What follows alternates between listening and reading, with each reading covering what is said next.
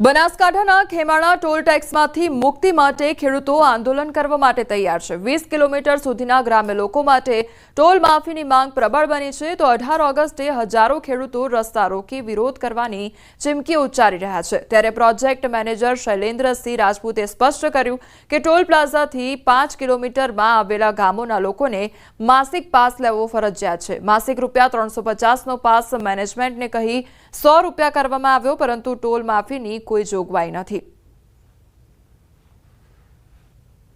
Eligible करावड़ायो jenny अंदर घणा लोकोए around 50 થી ઉપર લોકોએ પાસ પણ બનાયા છે અને લોકોએ સ્વીકાર પણ કર્યો છે, પણ ક્યાંક ને ક્યાંક અમુક લોકો દ્વારા એનો અસ્વીકાર કરી અને આ રીતનું મતલબ વલણ અયોગ્યમાં લેવામાં આવ્યું છે। ટોલ ટેક્સને લઈને ખેડૂતોની માંગણી સ્વીકારવામાં નહીં આવે।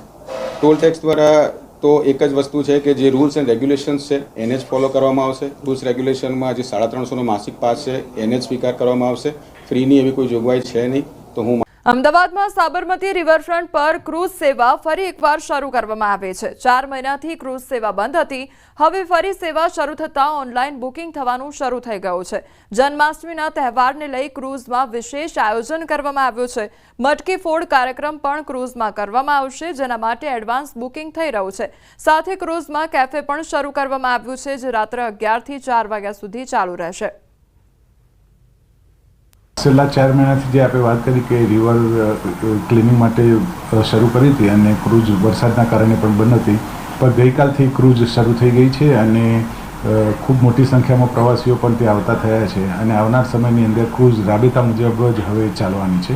બુકિંગ શરૂ થઈ ગયું છે અને ખૂબ મોટી સંખ્યામાં લોકો રાતે આવતા પણ થયા છે। સાથે સાથે જે સિંધુ ભવનમાં કે જે એક મોડર્ન વર્ક જે છે, યુથ જે છે, એમને આકર્ષવા માટે રાતનો કેફે પણ અત્યારે રિવર ક્રૂઝ ઉપર ચાલુ થઈ ગયેલું। અમદાવાદ સાબરમતી રિવરફ્રન્ટ ખાતે ક્રૂઝનો નજારો છે તે હવે સહેલાણીઓ માણી શકશે, કારણ કે ફરી એક વખત ક્રૂઝને શરૂ કરી દેવામાં આવ્યું છે। છેલ્લા 4 મહિનાથી બંધ હાલતમાં હતું, ધૂળ ખાઈ રહ્યું હતું, કારણ કે સાબરમતી જે નદી છે તેનું પાણીનું લેવલ છે ખૂબ જ નીચું રાખવામાં આવ્યું હતું, કારણ કે જ્યારે પણ વરસાદ આવતો હોય છે અને વરસાદ આવે તેવા સંજોગોમાં જો નદીમાં પાણી ભરેલું હોય તો શહેરના વિસ્તારમાં પાણી ભરાય છે, તેનો જલ્દી નિકાલ નથી થતો। તેના માટે જ પાણીનું લેવલ છે સાબરમતીમાં ઘટાડી દેવામાં આવે છે ચોમાસા દરમિયાન, અને ત્યારબાદ ફરી એક વખત સાબરમતી નદીમાં તંત્ર દ્વારા જે પાણી છોડવામાં આવ્યું છે એ સાબરમતી નદી છે બંને કાંઠે વહેતી થઈ રહી છે અને તેના કારણે ફરી એક વખત ક્રૂઝ છે તે શરૂ કરી દેવામાં આવ્યું છે અને હવે સહેલાણીઓ ક્રૂઝમાં બેસી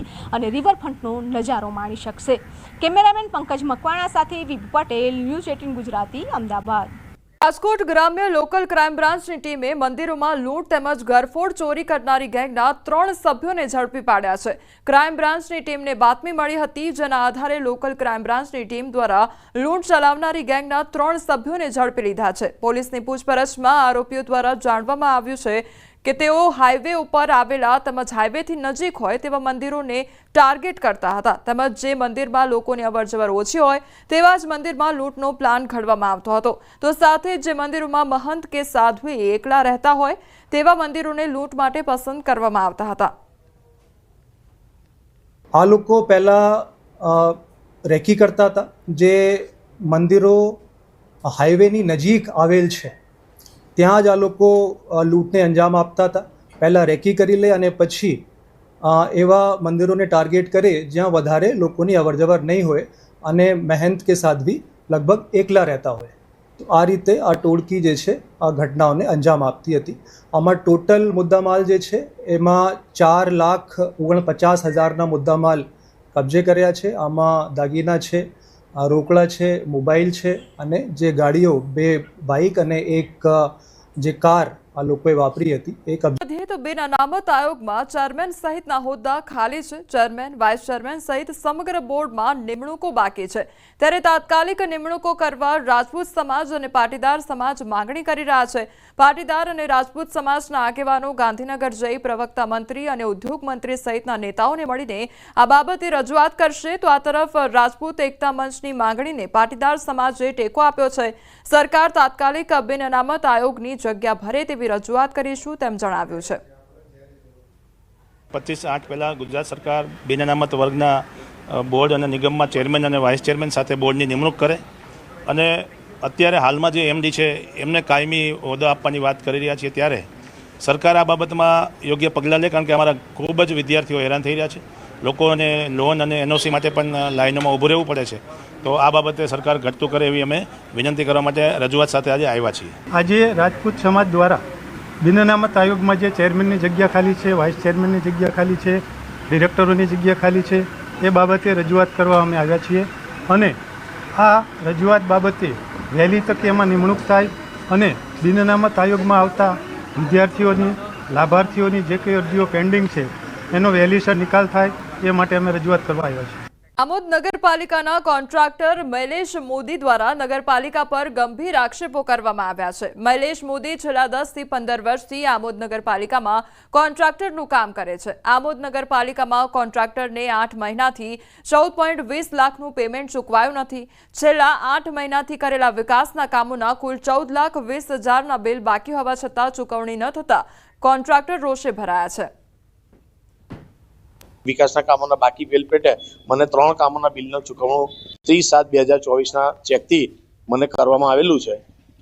બાકીના બિલો હજુ આજ દિન સુધી મને ચૂકવવામાં આવ્યા નથી. 31/10/23 થી 31/10/24 દરમિયાન મેં કામ કરેલા. મને 21/5/24ના રોજ 51,000 રૂપિયા એ કામ પેટે આપેલા. કુલ 13,10,000નું કામ થયેલું, તેમાંથી 12,60,000 હજુ આજે પણ સ્વભંડોળના મળી અને કુલ 14,20,000 રૂપિયા બાકી પડે છે. સ્વભંડોળમાં પાલિકાની વાર્ષિક આવક અને જે કંઈ વેરા વસૂલાત આવે છે એ ખૂબ ઓછી છે, જેને કારણે અમને પગાર કરવામાં પણ તકલીફ પડે છે અને પીએફના નાણાં ચૂકવવામાં પણ તકલીફ પડે છે. એટલે જો અમારી પાસે સ્વભંડોળ જમા થશે તો અમે આગામી સમયમાં એમના બિલનું ચૂકવણું કરીશું. આસપાસના ગામોમાં પ્લાસ્ટિક રિસાયકલ ઉદ્યોગની હાલત કફોડી બની ગઈ છે. 600 જેટલા કારખાનાઓમાંથી 50% બંધ થઈ ગયા છે અને હજારો લોકો બેકાર બન્યા છે. રો મટીરિયલના ભાવમાં ઉછાળાને કારણે ઉદ્યોગ આખરે મૃતપ્રાય બન્યો છે અને આજે 100 કરતાં વધુ કારખાનાઓએ તાળા મારી દીધા છે.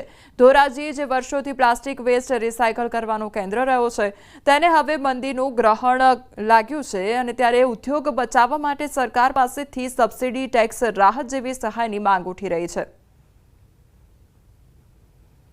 ઉપર લગભગ 400-500 કારખાના આવેલા છે, તેમાંથી લગભગ 30-40% જેવું કારખાના અત્યારે યુનિટ બંધ પડેલા છે અને જે ચાલુ છે પણ એ રાબેતા મુજબ નથી. બહુ મંદીનો માહોલ છે અત્યારે અને જેવું જે ધંધા હોવા જોઈએ, આ પ્લાસ્ટિક અત્યારે બધા રિસાયકલ પ્રોસેસ બધા એટલા યુનિટ ચાલવા જોઈએ, ચાલતા નથી અત્યારે. આ ધંધા બંધ થવાના કારણે મોટા ભાગના મજૂરો અને ધોરાજીમાં રહેતા લોકો પ્લાસ્ટિક ઉદ્યોગ સાથે સંકળાયેલા છે. ત્યારે ધોરાજી સાવ પડી ભાંગ્યું છે અને મોટા ભાગના મજૂરો બેકાર થઈને રખડી રહ્યા છે. યુવાનોને પણ નોકરીઓ મળતી નથી અને આ મંદીના કારણે ધોરાજી ખૂબ મુશ્કેલ હાલતમાં ધંધા રોજગારી છે તે ભોગવી રહ્યું છે.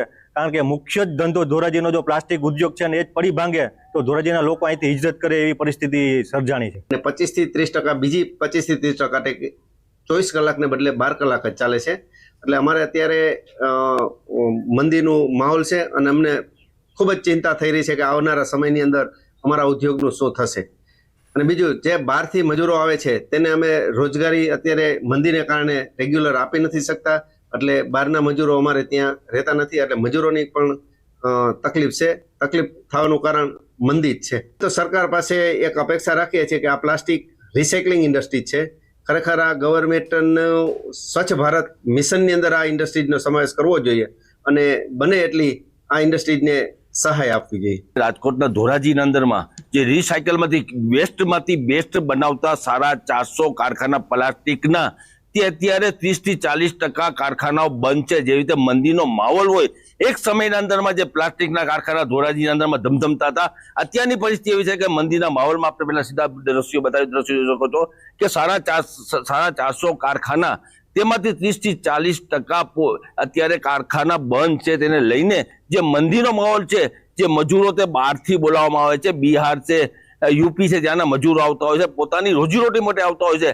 પણ અત્યારે જે મજૂરો છે તેને છૂટા કરવાની નોબત આવે છે. જે મંદીનો માહોલ છે તેને લઈને અત્યારે સરકાર પાસે જે કારખાના માલિકો છે તે આજીજી કરી રહ્યા છે કે સરકાર દ્વારા કોઈ યોજના કરવામાં આવે કે અત્યારે જે કારખાના, પહેલે જે કારખાના ધમધમતા હતા તે ધમધમતા શરૂ થાય તેવી અત્યારે માંગ કરી રહ્યા છે. મુનાફ બગાડી, ન્યૂઝ ગુજરાતી, ધોરાજી.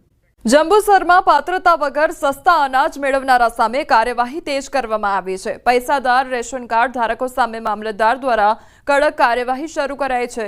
25,000થી વધુ રેશન કાર્ડ ધારકો પાસે 25 લાખથી વધુ આવક, જમીન ટેક્સ રિટર્ન અને એમસીએ ડાયરેક્ટર હોવાના પુરાવા મળતા નોટિસ પાઠવવાની પ્રક્રિયા શરૂ કરાઈ છે। 18 ડાયરેક્ટરો સહિત અનેક લોકોમાં ફફડાટ ફેલાયો છે। કેવાયસી પ્રક્રિયા બાદ ખુલાસો થતાં સરકાર તરફથી આ પગલાં લેવામાં આવ્યા છે। જે NFSA કાર્ડ ધારકો છે અને નામદાર સરકારશ્રીમાંથી મફત અનાજ મેળવે છે તેવા તમામ NFSA કાર્ડ ધારકો જે ખોટી રીતે અનાજનો જથ્થો મેળવે છે, જેમ કે 25 લાખથી વધારે આવક છે, 6 લાખથી વધારે આવક છે, 1 હેક્ટર કરતાં વધારે જમીન ધારણ કરે છે, કંપનીના ડાયરેક્ટરો છે, તેવા 25,000 ઉપરાંત રેશન કાર્ડ ધારકોને હાલ નોટિસ આપવાની કાર્યવાહી ચાલી રહેલ છે। મહેસાણામાં બંધ થયેલી ચલણી નોટો LCBએ ઝડપી પાડી છે। સતલાસણા અંબાજી હાઈવેથી ઝડપી પાડવામાં આવી છે। આ નોટ 500 અને 1000ના દરની 2085 નોટો ઝડપાઈ છે। હાલમાં ચલણમાં નથી એવી ચલણી નોટોનો જથ્થો ઝડપાયો છે। આશીષ ઠાકોર નામનો ઇસમ જૂની ચલણી નોટો ભરેલા થેલા સાથે ઝડપાયો છે। કુલદીપ રાજપૂત અને હાર્દિક રાજપૂત નામના 2 લોકો ફરાર છે। અમરેલીના રાજુલામાં ડિજિટલ એરેસ્ટની ઘટના સામે આવી છે। રાજુલાની એક મહિલા સાથે 10,000ની ઠગાઈ કરવામાં આવી છે। પહેલગામથી રણજીત ઇન્સ્પેક્ટરના નામે અજાણ્યા શખ્સોએ કોલ કર્યો। ઓપરેશન મહાદેવ ચાલે છે, જે ટેરરિસ્ટમાં તમારો નંબર મળ્યો છે તેવું કહી રૂપિયા પડાવ્યા। તમારો આતંકી સાથે કોઈ સંબંધ છે તેમ કહી મહિલાને ડરાવ્યા હતા। તમારે નોન ઇન્વેસ્ટમેન્ટ સર્ટી ATSમાંથી કઢાવવું પડશે તો વિડીયો કોલ પર સ્ટેટમેન્ટ આપવા કોલ કર્યો। મહિલા પાસેથી 10,000 ઓનલાઈન ટ્રાન્સફર કરાવ્યા। મહિલાના ભાઈએ રાજુલા પોલીસ સ્ટેશનમાં ફરિયાદ નોંધાવી। આંગણવાડી બહેનોને ન્યૂડ વિડીયો કોલથી હેરાન કરવામાં આવતા અને જેની પોલીસ તપાસમાં આરોપી પંજાબના હિરોજપુરનો હોવાનું સામે આવ્યું છે। આરોપી કુરજીતસિંહ રાયસી આંગણવાડી બહેનોને વિડીયો કોલ કરી અશ્લીલ હરકતો કરતો તો 50થી વધુ આંગણવાડી બહેનોને બપોરે અને રાત્રે વિડીયો કોલ કરી અભદ્ર અને અશ્લીલ હરકતો કરતો હતો। રાત્રિના સમયે નશાની હાલતમાં રેન્ડમ નંબર પર ફોન કરી તેની સિરીઝમાં ફોન કરી અશ્લીલ હરકતો કરવાનું બહાર આવ્યું હતું। આરોપીની અટક કરી કોર્ટમાં હાજર કરી કાયદેસરની કાર્યવાહી હાથ ધરવામાં આવી છે। ફિરોજપુર જિલ્લામાંથી ના એક ગામમાંથી ગુરજીતસિંહ મેહિલસિંહ રાયસિંગ નામનો વ્યક્તિ આ રીતે મહિલાઓને વિડીયો કોલથી કોલ કરીને અશ્લીલ હરકતો હોવાનું તપાસ દરમિયાન જણાઈ આવતા આ આરોપીને ગઈકાલે ગુનાના કામે ધરપકડ કરવામાં આવેલી છે।